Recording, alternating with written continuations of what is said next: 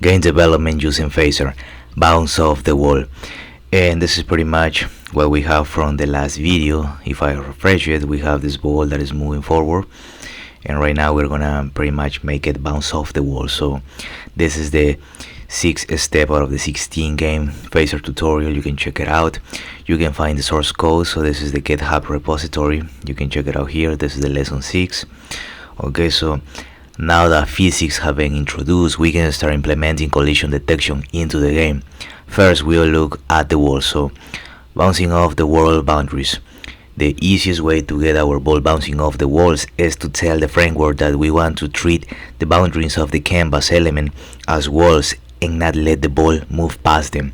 And phaser, this can be easily accomplished using the collide worlds bound property. So add this line right after the existing game.physics that enable method call. So we're gonna go into our main.js, and let me see, it's gonna be game.physics enable. So game.physics enable, so it's gonna be after, and let me see, at this line after we're gonna have this ball dot body dot collide world bounce, and we're gonna set it to the boolean true. So it's gonna be ball dot, okay, so we're gonna use this method body, oops, has to be body dot gonna be collide, no, it's gonna be, let me see, yeah, gonna be collide world bounce, like this.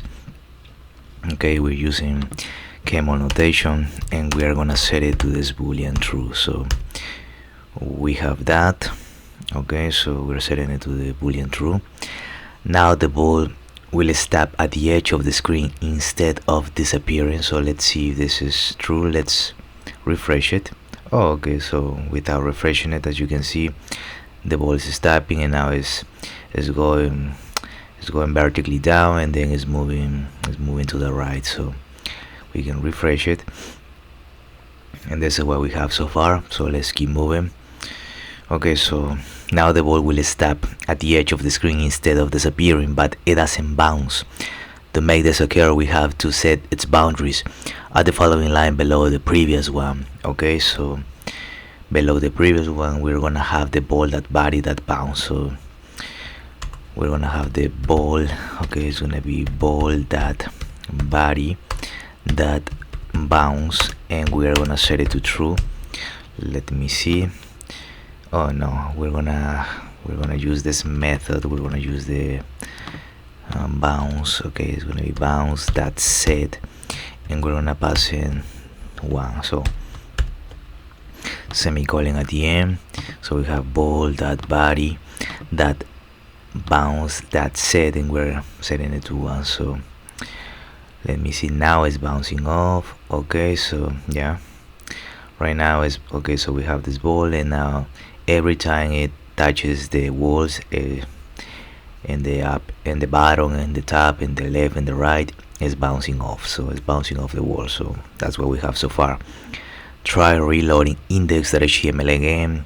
Now you should see the ball bouncing off all the walls and moving inside the canvas area. So we have that. Now compare your code. You can check out the finished code for this lesson in the live video below, and play it to understand better how it works. So you can check out this code here, or you can go into the GitHub repository. So, and again, they are typing, or yeah, they are pretty much typing all the JavaScript inside of the HTML file.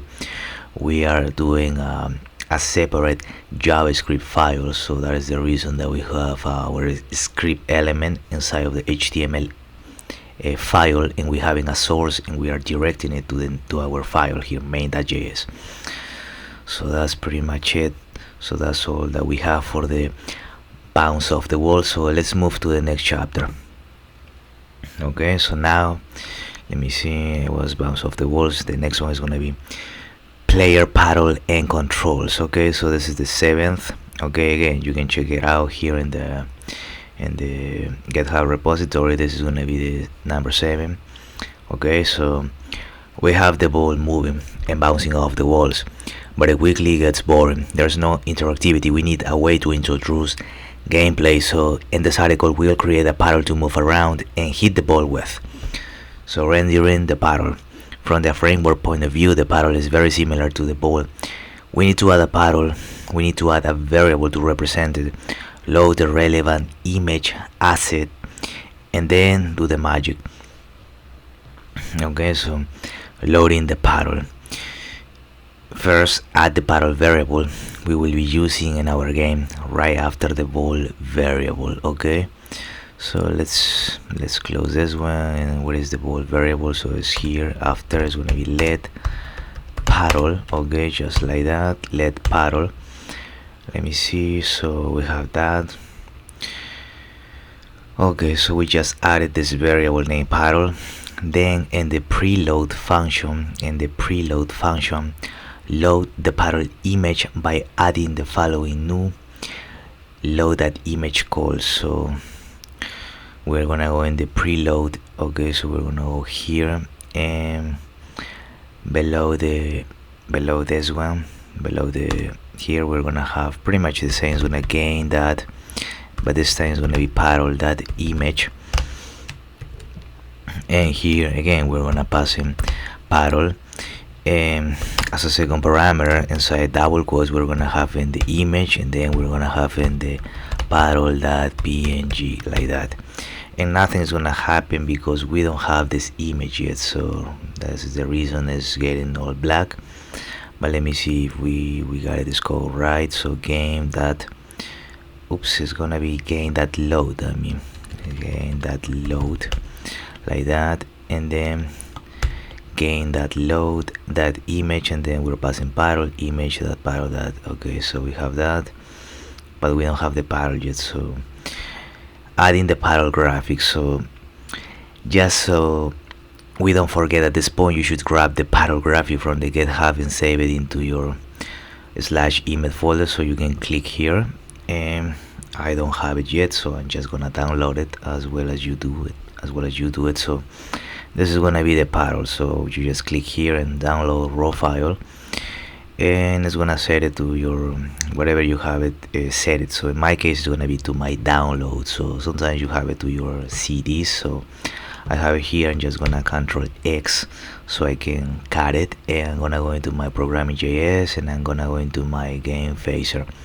and I'm gonna go into my folder image, and I'm gonna just paste it here. Okay, so right now, okay, if I refresh it, okay, so nothing's happening yet. But if I go into my folder and I have into my image, we have the paddle.png. Okay, so everything is looking fine, and that's what we have so far since we added this game that load that image paddle image /paddle to the preload function. So let's keep moving. Now rendering the paddle with physics. Next up, we will initialize our paddle by adding the following: add that sprite call inside the create function, added right at the bottom. Okay, so let me see, we are in the create. Let me see, create. Okay, so it's gonna be in the create. Okay, we are gonna have, okay, let me see. Next up, we will initialize our paddle by adding the following: add that sprite call inside of the create function, added right at the bottom. Okay, so we are gonna have this create, but it's gonna be right here, and it's gonna be paddle, and we are gonna set it to the, okay, let me see, game that add that sprite. So we're gonna set it to the game that add that sprite, like that, and then we're gonna open curly braces, and we're gonna end it with a semicolon. Okay, so that's fine. Let me see. Okay, the code is the same. Okay, so we have the paddle, and we are setting it to the game that add that sprite, and inside of the parentheses we are gonna have we're gonna pass in the paddle. We're gonna pass in the paddle, well, I mean the game. It's gonna be the game that world with, so it's gonna be the game that and it's gonna be world dot width, and we're gonna the game that world dot width, we're gonna multiply it. Okay, so we're gonna multiply it by 0.5 semi, okay, just a comma, and then we're gonna have again the game that world that height, and we're gonna subtract 5 from it, so comma again, and we can save it up to this point. And as a third parameter, or as a third expression inside of the parentheses, we are gonna pass in just parallel like this, and we ended up with a comma here, not a semicolon but just a comma. Okay, so we have that up to this point, and as you can see we have this parallel. Okay, so maybe if I can, okay, so here you can see it. Maybe we can make it a little bit bigger. Let me see, the width, the height, I don't know, so maybe you can play around here with the values. Okay, so now maybe 10 like that. So yeah, 10 looks a little bit, I don't know, yeah, we can just leave it at 10 for now maybe. Okay, so we have this parallel. Okay, so let's keep moving. We can use the world at width, so they're talking about this method, so with the game that world at width and the game that world at height. Okay, so the world at width and world at height values to position the parallel exactly where we want it. Gain the world at width multiplied by 0.5 will be right in the middle of the screen. In our case, the world is the same as the canvas, but for the other types of games like side scrollers for example, the world will be bigger and you can tinker with it to create interesting effects. So yeah, I mean, you can just, okay, so I just modify the game that world at height, so instead of subtracting 5 I'm subtracting 10, but you can subtract 5 or whatever, so you can tinker with the values here. Okay, so let me see. As you'll notice, if you reload the index.html at this point, the parallel is currently not exactly in the middle, so let's give it a try. Okay, so it's not exactly in the middle, it's kind of like moving towards the right a little bit, towards my perspective. Okay, so why is that? Because the anchor from which the position is calculated always starts from the top left edge, so from the top left edge of the object. We can change that to have the anchor in the middle of the parallel's width and at the bottom of its height, so it's easier to position it against the bottom edge at the following line below the previous one. Okay, so we are gonna go, let me see, below the previous one we're gonna have the at the following line below the previous one. Okay, so let me see, so we're just gonna go here and we're gonna have the parallel that anchor. Okay, so it's gonna be parallel that anchor that set, and we're gonna pass in some values. It's gonna be 0.5 comma 1, and there with a semicolon, and oops, no, this is not gonna, yeah, that's not gonna be, let me see, so this is the 7, this is gonna be the parallel that immover. Okay, so this is gonna be outside. Okay, so I'm just gonna take it out and I'm gonna go right after it like that, and yeah, I can end it up with a semicolon here, and now it's moving, is going. Okay, the parallel right now is in the air, or kind of like I'm gonna fix it, so instead of having the minus 10 it's gonna be minus 5, and save it. And well, okay, so now it has been a little better, but right now it's at the center. So as you can see, it's at the center right now, the parallel is on the center. Okay, and what we did is pretty much outside of this, so we have this parallel function here and we are setting it to the game that sprite, but outside of that we are calling the parallel that anchor that set, and we're passing these values here. So we have that up to this point. Okay, so the paddle now the paddle is now positioned right where we want it to be. Now, to make it collide with the ball, we have to enable physics for the paddle. Continue by adding the following new line. Okay, continue by adding the following new line again at the bottom of the create function.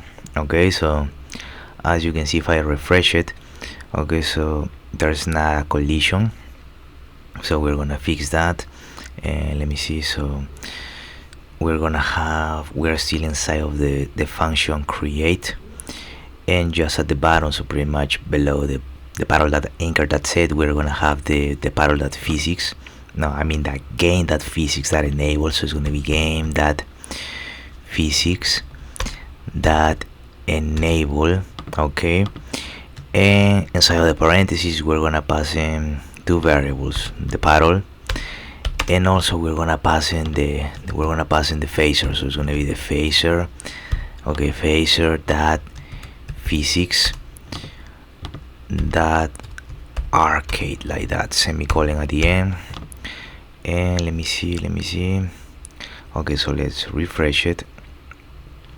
And okay, so there's not a collision yet, so I cannot move the paddle, so we're gonna be working on that right now. But let me see, just to make sure. Okay, so not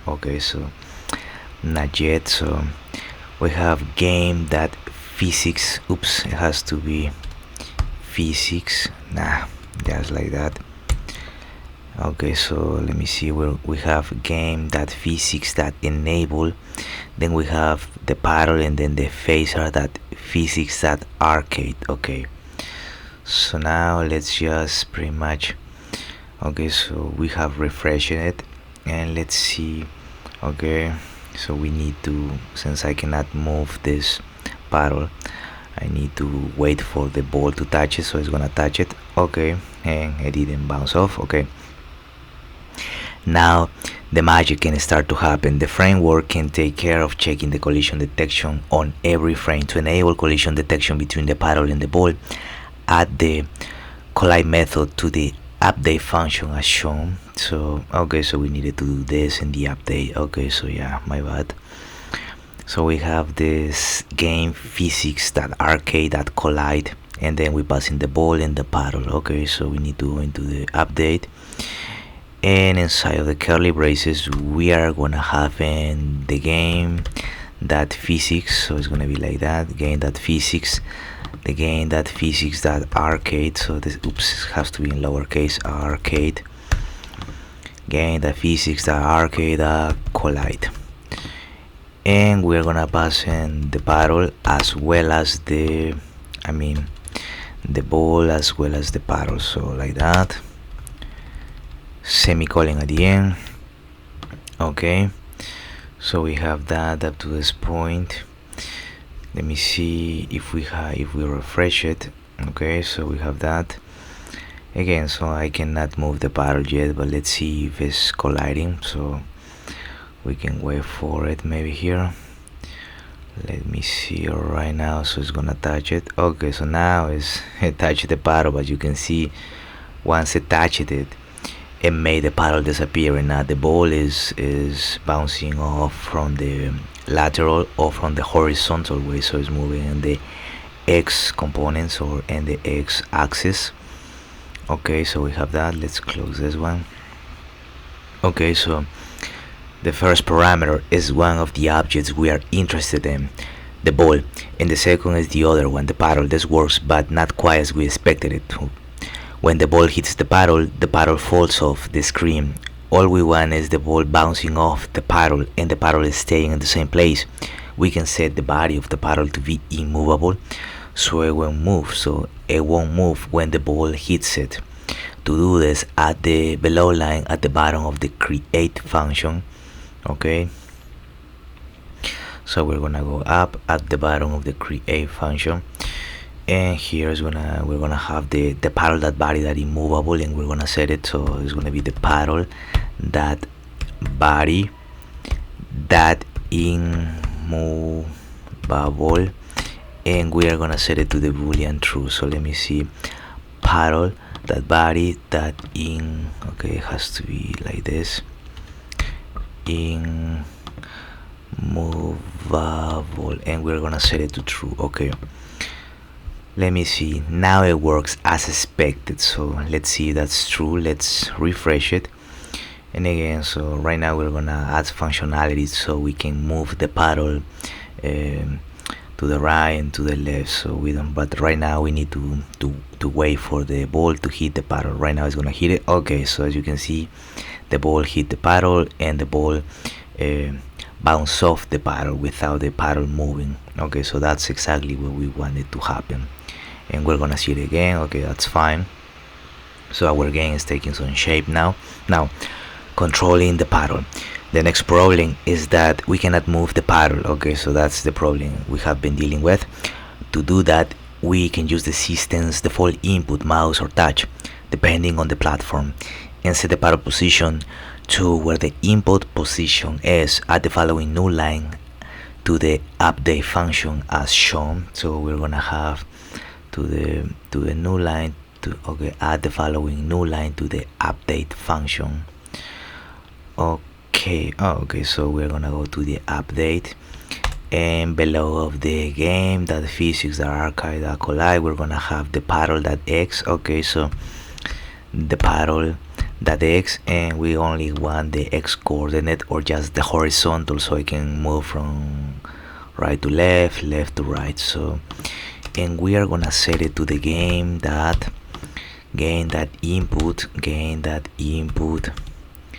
input.x semicolon at the end. We can save it. Okay, so we have the paddle.x and game.input. okay, so now on every new frame the paddle's x position will adjust accordingly to the input's x position. However, when we start the game, the position of the paddle is not in the middle. It's because the input position is not yet defined. To fix that, we can set the default position. If an input position is not yet defined to be the middle of the screen, update the previous line as follows. So let's check it out right now. Oops. Let's check it out right now. So I can move the paddle with the cursor. Okay, so I'm controlling it with the cursor, but again, if I refresh it, as you can see, the paddle is starting way towards the left, way to the bottom left of the canvas. So let's fix that. So to fix that, we can set the default position if an input position is not yet defined to be the middle of the screen. Update the previous line as follows. So we have the previous line is going to be paddle.x, and we are setting it to gain that input x, and then so we're gonna pretty much have we're gonna have the logical or, and then we're gonna have game.world. okay, game.world.width, and we're gonna multiply by 0.5 like that, and we can separate it. Okay, semicolon at the end. Let me see, paddle.x is assigned to game.input.x, or the game.world.width is multiplied by 0.5. okay, so we can save it, and let's see if that, okay, it has changed. So now if I refresh it, it's gonna start, the paddle is gonna start from the center. Okay, as you can see here, and now I can move it. You cannot move it with the keyboards and your laptop and your computer, but you can move it with your cursor. Okay, so I'm doing that with my cursor, or in your case maybe with your mouse if you have a CPU, okay, or a mouse. Okay, so I can move it with the cursor right now, so I can do that. Okay, so if you haven't already done so, reload the index.html and try it out. So now, positioning the ball. We have the paddle working as expected, so let's position the ball on it. It's very similar to positioning the paddle. We need to have it placed in the middle of the screen horizontally and at the bottom vertically with a little offset from the bottom.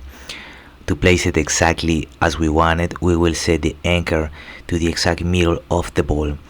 Find the existing ball is assigned to the game that add that sprite line and replace it with the following two lines. So we're gonna go into our, what I'm gonna do is just pretty much Control F, and it's gonna be ball, it's gonna be set to the has to be gain that add sprite, so it's gonna be gain that add sprite. Okay, it's gonna be, yeah, it's gonna be gain. Let me see if I have another one. No, it's just that one. Okay, so we are in the function create, and we have the, in line 21 we have the ball, and we're gonna assign it to the game that add that sprite, and we're passing three expressions or three parameters. Okay, so we're gonna replace it with two lines. So now line, and replace it with the following two lines. So okay, so this is one line and this is a second one. Okay, so let me see. So we have this ball, and we are gonna set in it to the game that add that sprite. Okay, and we're just gonna delete the parameters, and we're gonna pass new parameters. So it's gonna be game that world like that, and it's gonna be world that width, and it's gonna be multiplied by 0.5 like that. This is gonna be our first parameter, and the second one is gonna be, again, it's gonna be the game that world that height, and it's gonna be minus 25, and the final parameter is gonna be just this string name ball like that. And this is the first line, and the second line is gonna be, okay, we're gonna have this the ball, and we're gonna use the method, and the method, we're gonna use the method, and the method is gonna be anchor that set. Okay, anchor that set, and we're gonna pass in some values. We're gonna pass in the 0.5 semicolon at the end, and we can save it. So now we have that. And okay, so again, I'm moving this one back and forth. Okay, oops, yeah, that's fine, we can refresh it. Okay, so we have that. Now the velocity stays almost the same. We're just changing the second parameter's value from 150 to negative 150. So let me double check. So we have the ball, and we're setting it to the game that add that sprite. Okay, and we're passing game that world that width multiplied by 0.5, and then the game that world that height minus 25, and then we're passing ball. Okay, then the ball that, okay, ball that anchor that set, and we're passing 0.5. Okay, so the ball will start the game. So the ball will start the game by moving up instead of down. So let me see if that's true. Okay, so again, the ball right now is moving. Before it was starting down, but now if I refresh it, the ball is gonna go from the lower position to the upper position. So it's gonna start moving upwards. So as you can see, it's going from the bottom to the top. Okay, so the ball will start the game by moving up instead of down. Find the existing ball.body.velocity set line and update it to the following. So again, it's gonna be, you can just Control F, but let me see, is ball.body.velocity, ball.body.velocity that set, and then we have 150 and 150. So we are gonna update this one. It's gonna be negative 150, the second parameter. So if I refresh it, okay, so it's moving pretty much like that. Let me see. Now the ball, okay, will start right from the middle of the paddle. So if we refresh it, okay, so the ball is starting. Let me see, okay, let me double check this one. We have the ball that body that velocity that set 50 and 150. Okay, find the existing ball.body.velocity line and update it. So yeah, it's gonna be that one, ball.body. Okay, so ball.body, that velocity. Okay, so that's pretty much it. Let's keep it like it was 150. Let's see if we can see the difference. So well, we keep it at 150 here. There's not much difference. But now if we put here negative 150 and we save it, okay, so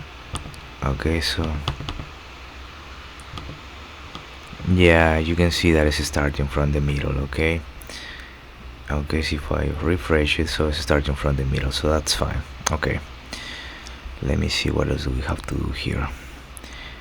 Okay, so compare your code, so you can check out the finished code here, so you can check it out here, or you can go into GitHub repository.